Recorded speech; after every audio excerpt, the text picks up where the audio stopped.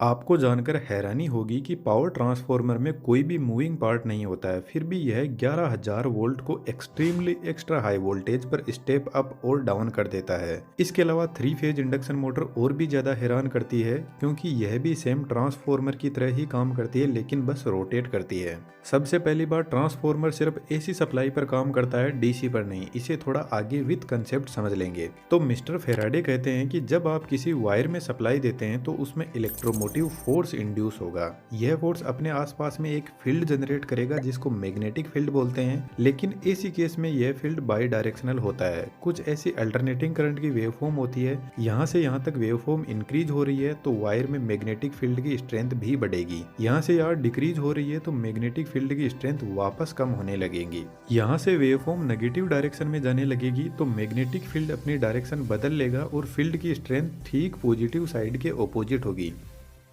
यदि कुछ ऐसी कोयल में एसी सप्लाई दी जाएगी तो इसमें मैग्नेटिक फील्ड कुछ इस टाइप का होगा, जिसमें नॉर्थ और साउथ पोल भी जनरेट होंगे, लेकिन यह पोल बदलते रहेंगे अकॉर्डिंग टू वेवफॉर्म। यदि इसी कंडीशन में डीसी सप्लाई दी जाएगी तो कोयल का मैग्नेटिक फील्ड कांस्टेंट होगा, जिसकी वजह से यह कोयल एक स्ट्रॉन्ग मैग्नेट की तरह काम करेगी। इस कोयल को इंडक्टर भी बोल सकते हैं और डीसी सप्लाई में इंडक्टर शॉर्ट सर्किट हो जाता है, क्योंकि इसमें कोई फ्रीक्वेंसी होती ही नहीं है, इसलिए ट्रांसफार्मर डीसी पर ऑपरेट नहीं करते हैं। यदि पावर ट्रांसफार्मर में डीसी सप्लाई दी गई तो अपने आसपास में इतना स्ट्रॉन्ग मैग्नेटिक फील्ड जनरेट करेगा कि यह सभी चीजों को अपनी तरफ खींच लेगा। यदि इस कोयल के पास में हम सेम दूसरी ठीक ऐसी ही कोयल लेकर आएंगे तो यह मैग्नेटिक फील्ड लाइन दूसरी कोयल को कट करेगी, जिससे इस कोयल में भी एक फोर्स जनरेट होगा जिसको इलेक्ट्रोमोटिव फोर्स बोलते हैं, इन शॉर्ट ईएमएफ। और वोल्टेज का दूसरा नाम इलेक्ट्रिक फोर्स ही होता है। यहाँ जो मैग्नेटिक फील्ड लाइन है इनको टेक्निकल लैंग्वेज में फ्लक्स लाइन बोलते हैं और इस प्रक्रिया को इलेक्ट्रोमैग्नेटिक इंडक्शन बोलते हैं, जिससे पावर ट्रांसफर होती है। तो एक तरीके से वायरलेस पावर ट्रांसफर हो रही है और इसी कंसेप्ट को यूज में लेकर वायरलेस चार्जर भी बने हैं। आपको जानकर हैरानी होगी कि वायरलेस चार्जर फोन में एसी सप्लाई ही बेचते हैं, जबकि हमारा स्मार्टफोन डीसी पर ऑपरेट करता है। ऐसा कैसे हो सकता है? रीजन फाइंड आउट करके कमेंट में जरूर से लिखना। पावर ट्रांसफार्मर की आयरन की कोर में कुछ ऐसी छोटी छोटी पत्तियां होती है और इन सभी ब्लेड्स पर वार्निश की कोटिंग की जाती है। इसके पीछे का रीजन थोड़ा आगे समझेंगे। और सभी ब्लेड को एक साथ जोड़कर फिर से दोनों साइड में इम्प्रेग्नेटेड पेपर की कोटिंग की जाती है, जो एक इंसुलेटर की तरह काम करता है।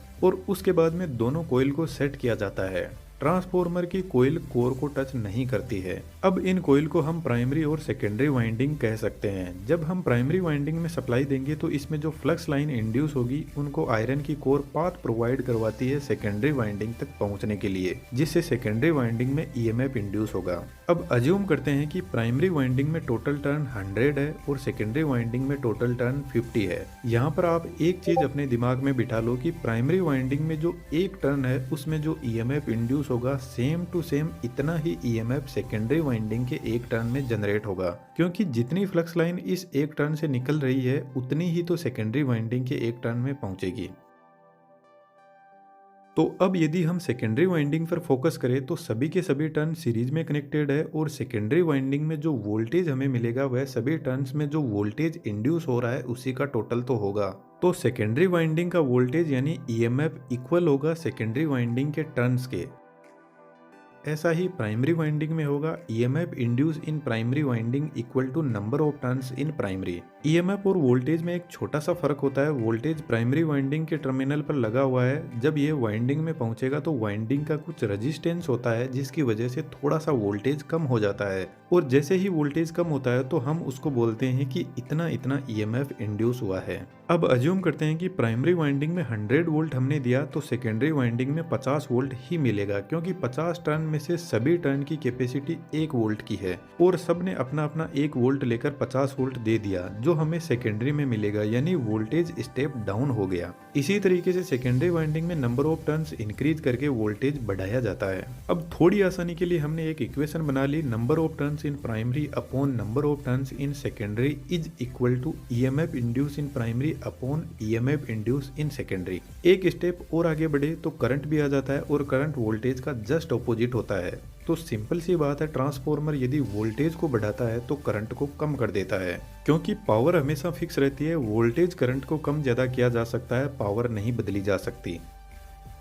जब ट्रांसफॉर्मर में सप्लाई दी जाती है तो according to Faraday EMF induce होगा और ईएमएफ फ्लक्स लाइन भी जनरेट करेगा। इसके अलावा जो ट्रांसफॉर्मर की कोर है उसमें सर्कुलेटिंग करंट भी जनरेट होगा और इस सर्कुलेटिंग करंट को एडी करंट बोलते हैं, जिसकी हमें बिल्कुल भी जरूरत नहीं है। पानी में कभी ऐसी सिचुएशन बनती है कि कुछ ऐसा भंवर बनता है, ठीक ऐसा ही एडी करंट होता है जो कोर में घूमता है। इसलिए आयरन की कोर को सबसे पहले पतली पतली पत्तियों में डिवाइड किया जाता है, उसके बाद में एक एक ब्लेड को लेमिनेट किया जाता है। लेमिनेशन की थिकनेस 0.25 mm से 0.50 mm तक होती है। इसी लेमिनेशन की वजह से जो कोर का क्रॉस सेक्शन एरिया है वह रिड्यूस हो जाता है और एरिया का रेजिस्टेंस से इनवर्स रिलेशन होता है, जिससे रेजिस्टेंस बढ़ जाता है और रेजिस्टेंस आपको पता है करंट का दुश्मन होता है। तो इस तरीके से एडी करंट लॉसेस को रिड्यूस किया जाता है। पावर ट्रांसफॉर्मर में जो आयरन की कोर होती है वह एक्चुअल में cold rolled green oriented silicon steel की बनी होती है, जो हिस्ट्रीसिस लॉसेस को रिड्यूस करती है। हिस्ट्रीसिस लॉसेस मैग्नेटिक फील्ड की डायरेक्शन बार बार चेंज हो रही है, इसी की वजह से इंड्यूस होते हैं। और आपको पता है जो ट्रांसफॉर्मर में हमिंग नॉइज सुनाई देती है वह इसी मैग्नेटिक फील्ड के बार बार चेंज होने की वजह से सुनाई देती है, जिसको मैग्नेटोस्ट्रिक्शन बोलते हैं। इस मैग्नेटोस्ट्रिक्शन की वजह से ट्रांसफॉर्मर की कोर एक्सपेंड और कॉन्ट्रैक्ट होती है, जो एक हमिंग नॉइज जनरेट करती है। इसके अलावा भी ट्रांसफॉर्मर में बहुत सारे लॉसेस होते हैं, लेकिन मेन यही है। ट्रांसफॉर्मर में ठीक ऐसी ही 3 वाइंडिंग होती है 3 फेज के लिए, लेकिन जब हम प्रैक्टिकल ट्रांसफॉर्मर को देखते हैं तो उसमें आयरन की कोर कुछ ऐसी होती है 3 फेज सिस्टम के लिए, जिसमें सबसे पहले हर फेज के लिए प्राइमरी वाइंडिंग को सेट किया जाता है। यदि स्टेप अप ट्रांसफॉर्मर की बात करें तो प्राइमरी वाइंडिंग में कम टर्न्स होते हैं और वोल्टेज कम और करंट ज्यादा होता है, तो यहाँ पर काफी थिक कॉपर वायर काम में लिए जाते हैं। यह कॉपर वायर कंप्लीटली इंसुलेटेड रहते हैं। प्राइमरी वाइंडिंग के ऊपर सेकेंडरी वाइंडिंग को तैयार किया जाता है। दोनों वाइंडिंग के बीच में कोई भी इलेक्ट्रिकल कनेक्शन नहीं होता है। पावर ट्रांसफर इंडक्शन प्रोसेस के थ्रू ही होती है। वाइंडिंग का कनेक्शन 2 अलग अलग कनेक्शन में किया जाता है। जो हाई वोल्टेज साइड होती है वह स्टार कनेक्शन में कनेक्टेड रहती है। स्टार कनेक्शन में 3 फेज और न्यूट्रल भी मिलता है, इसलिए आपने हाई वोल्टेज लाइन के साथ में हमेशा एक एक्स्ट्रा वायर देखा होगा जो न्यूट्रल का होता है। Low voltage side delta connection में कनेक्टेड रहती है, इसमें सिर्फ 3 फेज होते हैं। दोस्तों कंफ्यूज नहीं होना है, मुझे पता है थोड़ा ज्यादा ही टेक्निकल है, पर टेक्नोलॉजी बहुत कमाल की है। अब यार 3D एनिमेशन की स्किल भी बहुत कमाल की है। आप चाहो तो हमारी 3D कम्युनिटी में आ सकते हो। स्टेप अप ट्रांसफॉर्मर सिर्फ एक ही जगह यूज होता है, पावर प्लांट में, जहां इलेक्ट्रिसिटी जनरेट होती है। वहीं से वोल्टेज को बढ़ा दिया जाता है। उसके बाद में जितने भी ट्रांसफॉर्मर होते हैं वह सभी के सभी स्टेप डाउन होते हैं। और स्टेप डाउन ट्रांसफॉर्मर में हाई वोल्टेज साइड डेल्टा में और लो वोल्टेज साइड स्टार में कनेक्टेड रहती है। दोस्तों आपके लिए एक छोटा सा क्वेश्चन है और इसका रिप्लाई यदि आपने सही से दे दिया तो आपके कमेंट को मैं पिन जरूर से करूंगा। ट्रांसफॉर्मर की एक साइड स्टार में कनेक्टेड रहती है तो दूसरी साइड डेल्टा में कनेक्टेड रहती है। और ऐसा हमेशा ही होता है कि ट्रांसफॉर्मर की एक साइड दूसरी साइड के जस्ट ऑपोजिट कनेक्शन में कनेक्टेड रहती है। रीजन फाइंड आउट करके कमेंट में जरूर से लिखना। ट्रांसफॉर्मर की वाइंडिंग को टैंक में रखा जाता है और टैंक में ऑयल भरा रहता है। ट्रांसफॉर्मर में मिनरल ऑयल और सिंथेटिक ऑयल यूज होता है, जो एक पेट्रोलियम प्रोडक्ट ही है। इस ऑयल के 2 पर्पज है। यह ट्रांसफॉर्मर में कूलिंग भी करता है और इंसुलेशन भी प्रोवाइड करवाता है। इतना सब होने के बाद ट्रांसफॉर्मर को पैक कर दिया जाता है। ट्रांसफॉर्मर की वाइंडिंग बॉडी से टच नहीं हो जाए इसलिए हाई वोल्टेज और लो वोल्टेज साइड के लिए बूसिंग लगी रहती है, जो एक इंसुलेटर ही है। यह बूसिंग पोर्सलेन की बनी होती है। पावर ट्रांसफॉर्मर के साइड में बड़े बड़े रेडिएटर लगे रहते हैं, जिनके अंदर कुछ ऐसी पतली पतली प्लेट होती है और बीच में से एयर फ्लो होने के लिए जगह होती है। जब ट्रांसफॉर्मर फुल लोड पर होता है तो वाइंडिंग काफी गर्म होने लगती है और वाइंडिंग के कांटेक्ट में आकर ऑयल भी गर्म होने लग जाएगा और ऑयल गर्म होकर ऊपर उठने लगेगा और रेडिएटर से होकर फ्लो होने लगेगा। रेडिएटर बेसिकली जो ऑयल का सरफेस एरिया है उसको इंक्रीज कर देता है और जब ऑयल गर्म रेडिएटर से फ्लो होगा तो नेचुरल एयर इस गर्मी को लेकर आगे निकल जाएगी। पावर ट्रांसफॉर्मर में कूलिंग के लिए रेडिएटर पर बड़े बड़े फैन भी लगे रहते हैं, जो ऑटोमेटिकली ऑपरेट करने लग जाते हैं जब ट्रांसफॉर्मर ज्यादा गर्म होता है। तो जब ट्रांसफॉर्मर अपने रेटेड टेम्परेचर से 10 डिग्री सेंटीग्रेड भी ऊपर चला जाता है तो इंसुलेशन की लाइफ हाफ हो जाती है। ट्रांसफॉर्मर के ऊपर एक बड़ा और टैंक लगा रहता है जिसको कंजर्वेटर बोलते हैं। इसमें ट्रांसफॉर्मर के लिए एक्सेस ऑयल भरा रहता है। यह टैंक ऑयल से आधा ही भरा रहता है, क्योंकि जब ट्रांसफॉर्मर फुल लोड पर होता है तो ऑयल गर्म होकर एक्सपेंड करने लगेगा। तो ऐसी कंडीशन में ट्रांसफॉर्मर कहीं फट ना जाए इसलिए ऑयल एक्सपेंड होकर कंजर्वेटर में चला जाता है। कंजर्वेटर से एक डिवाइस और कनेक्टेड रहती है जिसको ब्रीदर बोलते हैं। तो ऑयल एक्सपेंशन की वजह से गैस बाहर निकलेगी, उसको ब्रीदर से एनवायरनमेंट में छोड़ दिया जाता है। लेकिन ब्रीदर का काम कुछ और ही होता है। जब ट्रांसफार्मर का तेल ठंडा होगा तो वापस कॉन्ट्रैक्ट होने लगेगा और ट्रांसफार्मर बाहर से हवा को अंदर खींचेगा। इस कंडीशन में एनवायरनमेंट के अंदर एयर में बहुत ज्यादा मॉइस्चर कंटेंट होता है और यह मॉइस्चर ट्रांसफार्मर के ऑयल में चली गई तो वाइंडिंग डैमेज हो जाएगी। इसलिए ब्रीदर में सिलिका जेल भरा रहता है जो मॉइस्चर कंटेंट को एब्जॉर्ब कर लेता है।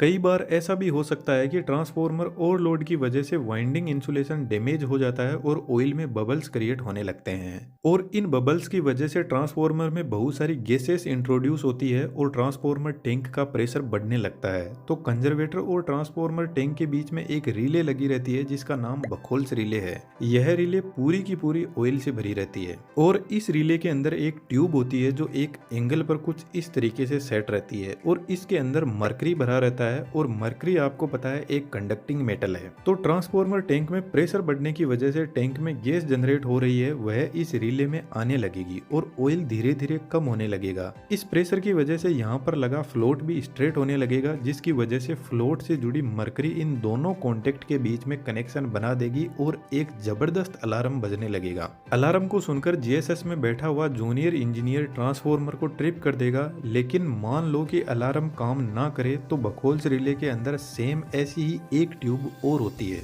तो जब सीवियर फॉल्ट होता है तो गैसियस प्रेशर बढ़ने की वजह से ऑयल और नीचे आने लगेगा और यह स्विच भी एक्टिवेट हो जाएगा ठीक ऊपर वाले जैसे ही। इस स्विच का काम है ट्रांसफार्मर के पास लगे सर्किट ब्रेकर को सिग्नल भेजना जिससे सर्किट ब्रेकर ही ट्रांसफार्मर को ट्रिप कर देगा। एक वर्स्ट सिचुएशन और लेकर चलते हैं। मानकर चलते हैं कि सर्किट ब्रेकर भी ऑपरेट नहीं हुआ और टैंक के अंदर जबरदस्त ऑयल का प्रेशर क्रिएट हो गया। यदि यह टैंक फट गया तो ऑयल काफी गर्म है और काफी दूर में फैल जाएगा जिसकी वजह से फायर को बुझाना बहुत मुश्किल हो जाता है क्योंकि यह ऑयल एक पेट्रोलियम प्रोडक्ट ही है और एक 400 केवीए ट्रांसफार्मर में 450 लीटर ऑयल भरा रहता है। तो टैंक के ऊपर एक एक्सप्लोजिव वेंट लगा रहता है जिससे ऑयल जिस तरीके से हमारे घर में कुकर ऑपरेट होता है ठीक उसी तरीके से यह ऑपरेट होगा और हाई प्रेशर को बाहर रिलीज कर देगा। लेकिन जो पावर ट्रांसफार्मर होता है उसमें एक एक्स्ट्रा फीचर और होता है। ट्रांसफार्मर के पास में ही जमीन के अंदर टैंक बनाए जाते हैं तो ऐसी कंडीशन में ऑयल ट्रांसफार्मर टैंक से इन्हीं टैंक के अंदर चला जाएगा और ट्रांसफार्मर ट्रिप हो जाएगा। लेकिन दोस्तों पावर ट्रांसफार्मर को स्टार्ट करना कोई आसान काम नहीं है। जब ट्रांसफार्मर को ऐसे ही स्टार्ट कर दिया जाता है तो हाई इनरस करंट जनरेट होता है जो फुल लोड करंट का 4 से 5 गुना होता है जो वाइंडिंग को डैमेज कर सकता है। इसलिए पावर ट्रांसफार्मर को हमेशा इस वेवफॉर्म के पीक पॉइंट पर स्टार्ट किया जाता है ताकि इनरस करंट को रिड्यूस किया जा सके। ट्रांसफार्मर को लाइन से कनेक्ट करने से पहले प्राइमरी वाइंडिंग की तरफ एक सर्किट ब्रेकर लगा रहता है। फॉल्टी सिचुएशन में ट्रांसफार्मर को ट्रिप करने